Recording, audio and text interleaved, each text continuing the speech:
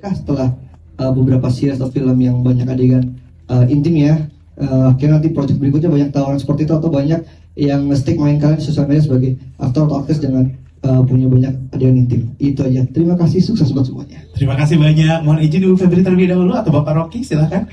Pak Rocky dulu boleh. Kata Bu Febri dari tadi saya duluan terus, Bapak ini waktunya Bapak, silakan. Izin. Sorry, pertanyaannya boleh sekali lagi? Sekali lagi Mas, sekali lagi. Soal Intinya aja intinya. poster yang sebelumnya kan ramai di Oh iya iya. Apakah itu trik gitu katanya Pak? Promosi itu biasanya sesuai apa isinya sebuah series atau film ya. Jadi nggak bisa dibilang ketika kita keluarin sesuatu itu sebuah trik. Karena kalau trik itu artinya kita membuat sesuatu gambar yang tidak ada urusannya dengan seriesnya atau filmnya. Dan itu membuat penonton pastinya nanti kecewa. Ini memang udah bagian dari teaser dan posters kita karena kita ada 5 posters actually. Sekarang kita udah keluarin 4 ya kalau nggak salah, Bu Febri. Iya. Udah keluarin, ini poster keempat. Jadi memang itu udah ada sesuai ceritanya itu sesuai dengan apa yang ada di series kita. Kalau memang rame dibincangkan karena mudah-mudahan itu adalah sign bahwa banyak orang ingin menonton series ini atau tertarik dengan konten dari series ini sendiri. Terima kasih banyak Bapak Rocky. Ibu Febri, silakan. Ada yang ingin ditambahkan mungkin? Ya, kalau dari WTV tadi yang seperti saya sampaikan, setiap produser memiliki visinya masing-masing.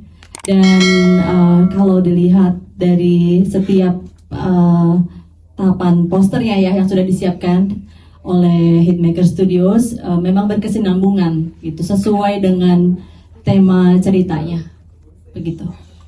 Terima kasih. Terima kasih banyak Ibu Febri, luar biasa. Selanjutnya Kak Davina terlebih dahulu. Tadi pertanyaannya adalah, apakah ada kekhawatiran stigma dari masyarakat terhadap Kak Davina berubah terkait dengan mungkin adegan-adegan dalam tanda kutip panas yang sering hadir di seri-series yang mungkin Kak Davina suka mainkan? Silakan. Sebelumnya terima kasih pertanyaannya.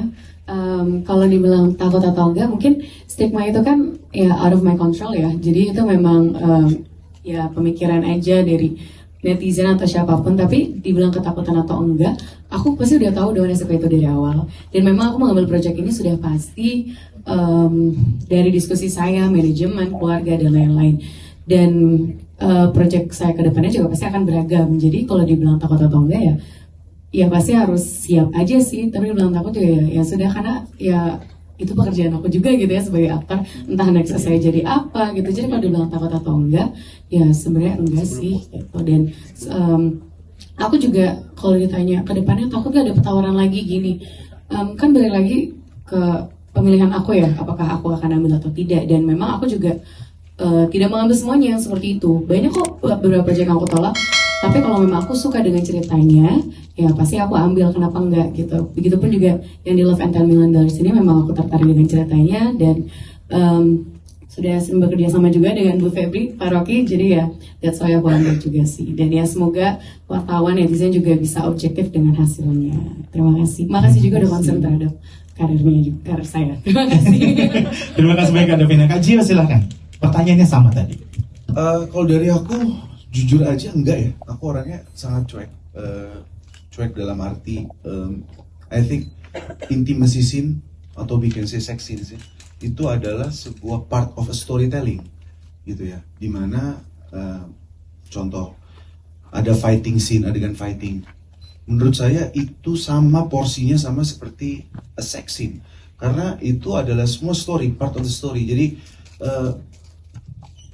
itu tidak mempengaruhi pemilihan saya dalam mengambil sebuah project.